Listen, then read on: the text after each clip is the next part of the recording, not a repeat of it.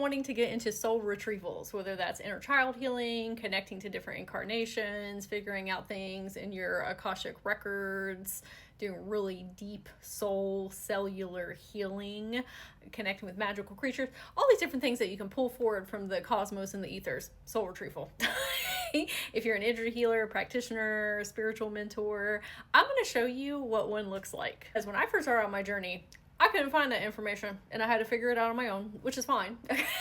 I'm sure you're going through that right now as well. And I thought it would be very beneficial to show what one looks like. Now, is the one that I'm going to show you exactly how you will do it? Obviously not. This is to provide inspiration and to show a framework and a way of doing them. Before we get into it, I'm going to explain a couple of things so it makes more sense how I got this information. This one was for a group of people for a heart chakra activation. So I was focusing on a specific chakra. I had intentions of the things that I wanted to amplify and clear out, but when I do these, never know what's going to happen. I'm just along for the ride. I am the channeler, I am the vessel, and what comes through is whatever their higher selves want to share. So now this is for a group of people. However, what I do before I go on the shamanic journey is I put a call out into the ethers of whomever would like to come forward for this healing and this activation. You can register. Then when I start the journey, I ask everyone's higher self, inner children, different incarnations, and their multidimensional awarenesses to come forward and all combine into one soul. I am not meeting with anybody face to face for this. This is something that I'm doing in my own time. And when I have everybody merge into one consciousness, it's a lot easier to channel all of the information instead of trying to get it from 57 different people. And the way that this works is we find coincecting commonalities between everyone, because there are very hyper-specific synchronicities that come through in symbolism. But every time I do one of these, I have messages upon messages upon messages of people saying, oh my God, how did you know this about me? And it's because everyone's souls agreed to share these experiences with one another so that they would resonate with the all. What I do is I go into the meditation and ask the soul, where would you like to meet? Where do you want to start our journey? And then I get out a piece of paper and I channel everything that comes through while I am experiencing it in the astral fields with them. And then I go on and create a video summarization like the one that you are about to see. Even though this one is not for you specifically, you're still going to get a lot of insights and downloads, one about how to do soul retrievals, but also for your own personal journey. If you would like to join us for the next soul retrieval, it's going to be for our third eye chakra. We're going to do activations and upgrades, and you can find that information in my bio or in the comments. Now let's go ahead and get into the heart chakra soul retrieval. Hello and welcome to this heart chakra activation. This is some Palo Santo to do some clearing and cleansing for your fields. And we have some Florida water, which is also really good for clearing your energy. If you have participated in the other chakra activations that we did, this one's going to be a little bit different. This one is doing a little bit more exploratory navigation through your Akashic records. It just has a different vibe than the other ones that we were doing. So let's go ahead and get into it. When I went into your energy field, I met with your light body and I asked, where would you like to begin our journey, our quest together? And you said a museum. And at first I thought you meant an art museum, like an art gallery, but then we ended up at the Smithsonian, the Natural Museum of History. Okay, Natural Museum of History, and it is in Washington, D.C. I said, great, we can look around at all the crystals and the fossils. I went there, oh gosh, I don't even remember how long ago, but I went there and it was really fun. And I remember that was a key highlight of the museum. And so we're walking around and we come up to this really giant shark fossilization, almost like a megalodon. I looked at you and said, why do you think that we are here? Why did you choose this place? And you said, I want to remember. And you started to reach your hands out towards the shark fossil. And I said, it's okay. You can touch him. You did. You put your finger on his like head on the side. His astral body suddenly appeared, like his energy, and turned toward us and looked at us. Now, sharks in shamanism are representative of strength, protection, survival, and focus. And I'm going to read you a fun fact. So, in many Pacific Island cultures, sharks are revered as deities, ancestors, or guides for voyagers and fishermen.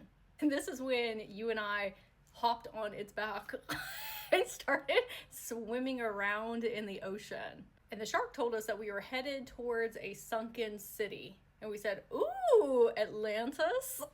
And he said, no, it's a different city. When we arrived, he set us down on the ocean floor in front of said city.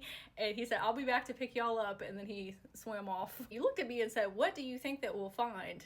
And I said, I don't know, maybe some treasure. I said, why don't you look around and see what you can find? And what I thought was really interesting is that instead of looking with your physical eyes or even walking around the space, you closed them. And then I could see what you were seeing. And you know, night vision goggles where everything is like really weird colors? That's actually what you were perceiving, but through your eyelids. It was supposed to be symbolic of seeing through the veil or things of past, because when you turned your head behind some structural systems of the city, you saw this figure that was moving behind one of the pillars. So let's go see if we can go talk to them. So we're walking over, and this figure had two dolphins that were swimming around them. To give you some context of what they looked like relatively, okay, they were genderless, but this is kind of the vibe that they look like, this being here, and they had webbed fingers and like webbed like fins on the side of their face. And this is when the being walked over to you and took their hands like this and put them on your forehead. I'm gonna do it right now. So they put it on your forehead and they wiped like this. And what that was doing was temporarily shifting you out of your human form right now and helping you embody the energetics of one of these beings. And then they had you lay on the ground. I mean, you weren't like super stiff like that, but you were laying on the ground, and they walked over. You know how somebody would give you CPR, they'd be like, ugh. And so that's what they did on your chest, and went boom. And you started coughing up all of this liquid. And when I asked, what is that? The being said that they liquefied the microplastics in your body to expel carcinogens from your physical self. Like all of the plastics that we are ingesting from, you know, plastic containers and all these different things, they were helping rid that from your system. You're like, thank you. The being snapped their fingers, and we were back in the museum, the Natural History Museum. And then you looked at me and said, what was that? And I said, I believe that was one of your ancestors. You asked, was that on Earth? Was it the planet that we were on? And I was like, you know what? I don't know. Let's see. I pulled out a map. I don't know where I got that. I didn't even know I had it. But I pulled out this map, and there was, it almost like it looked like the night sky, and there were a bunch of teeny tiny little sparkly stars within it. I said, it is showing all of your last saved locations. It's giving Google Maps. You know, when you can go in and see all the places that you have been. This is when we heard a voice overhead. And I said, hello? Because we couldn't see who this person was. And we asked, who are you? And they said, it is I, Marcus Aurelius. History lesson. So this is Marcus Aurelius. And he was a famous Roman emperor and also known as a Stoic philosopher. And you and I were like, what are you doing here? I guess it was so random. And he's also famous for a quote, and it is not death that a person should fear, but they should fear never beginning to live. I'm going to say it again. It is not death that a person should fear, but they should fear never beginning to live. And Marky Mark over here was looking at the map and said, sometimes looking at your past helps you decide what to do next. Then looking at the map, he said, this is your soul star system. I said, oh, like an Akashic map.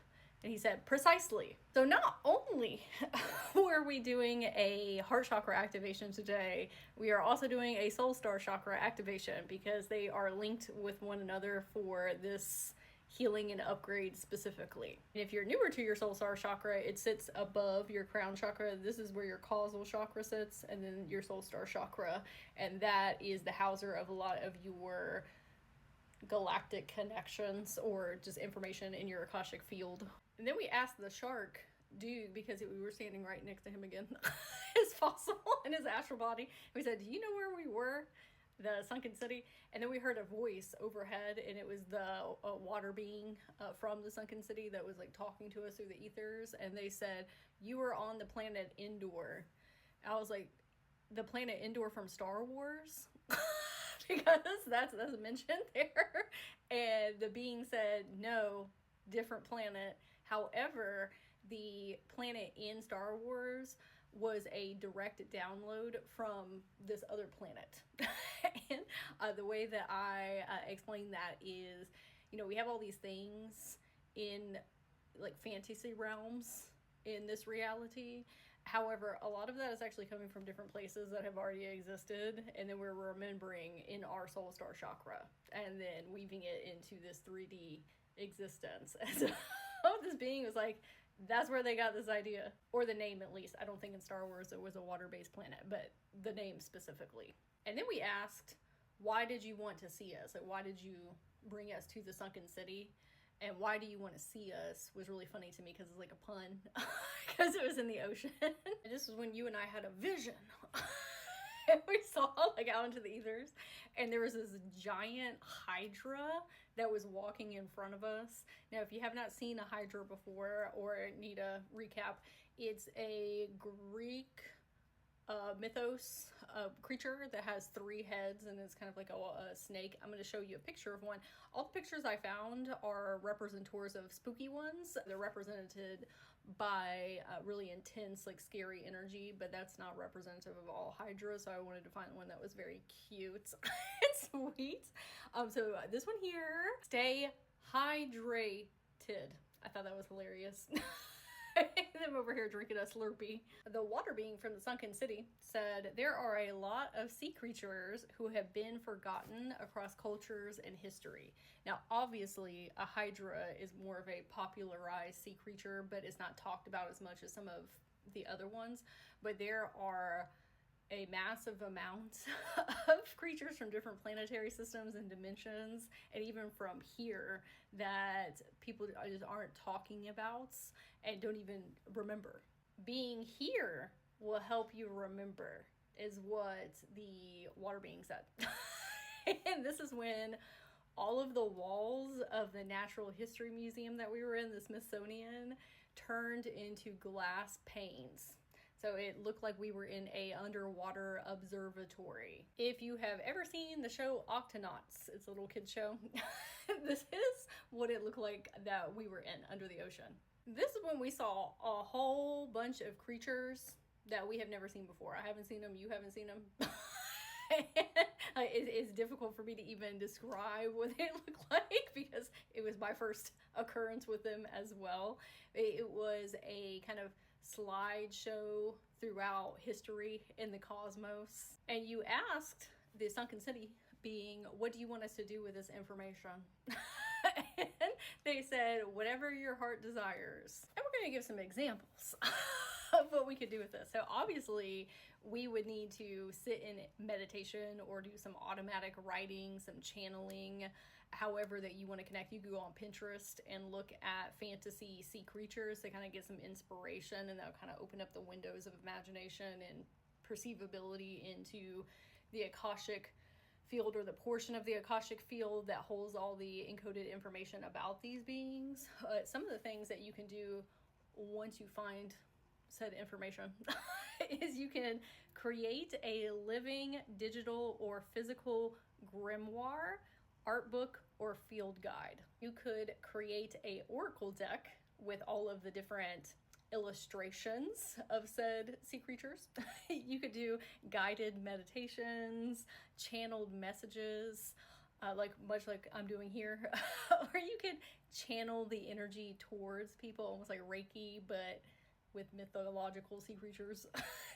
You can, I don't know if I want to use the word utilize them, but work with them to have access to different planetary systems, because each of them come from some different area, and with you connecting with them, you'll be able to astral project your energy field to go and explore that planet or that sea system. Creative storytelling. If you want to write a fictional book, you can channel their sound codes through singing, almost like you would be mimicking a dolphin or a whale. They're going to have their own unique frequencies that they project. Create potions and elixirs. You know, much like if you are going to be connecting to the rose spirit, or if we're connecting to the pine tree, we're connecting to Venus flytrap, or whatever that is. You can create a potion and elixir that actually has that physical essence held within it, or you can create one that has the energetic essence within it. So essentially you could do this with the magical sea creatures as well. And lastly, you could create light language symbols. So there are a multitude of opportunities available to us in connecting with these sea creatures, but part of your arca structure is helping people remember them and talking about them and storytelling and narrating and connecting, and so people can remember these different incarnation connections that they've had. Now, do you have to do that? No. You have free will. This just is something interesting and another avenue that you can get into on your spiritual awakening journey. But what was meant to come forward today is, hey, you actually have all these connections within you and know how to do this. This is a remembrance, and then also at the same time connecting you to your ancestor that is from said sunken city, from that planetary system. So that means that you have spent time there. However many incarnations that was for you, but you have either visited, you're from there, or you have and spent, I don't want to say spent, but you have been there for multitudes of timelines and incarnations. So if you want to, you can also go in meditation and talk to them. And pull up that picture from earlier in the video where I showed, hey, this is kind of what they look like, so you can have a better image and depiction. And then I also suggest going on Pinterest and looking up mythological sea creatures, fantasy sea creatures, because even though those aren't perfect representors of the ones that you can connect with, it's enough to open up the windows of your imagination to be able to see them with more clarity. I would love to hear in the comments if any of the key highlights stuck out to you as a synchronicity in your life. Oh, it's 444 on my phone. Speaking of synchronicity. So maybe that is the Smithsonian, the museum, the shark meeting Marcus Aurelius, or the sunken city. Also, in the follow-up email, I'm including the meditation, 5-minute meditation that I listened to before I started the journey, and the music that I was listening to on the journey, if you want to experience that as well. So I want to thank you so much for inviting me to be your sparkly fairy guide on this journey today. It was full of surprises and wonderment. And if you would like to join us for the next chakra activation for the third eye, you can find that information in the follow-up email or in the comments down here below. And I am wishing you the most magical sea creature filled day.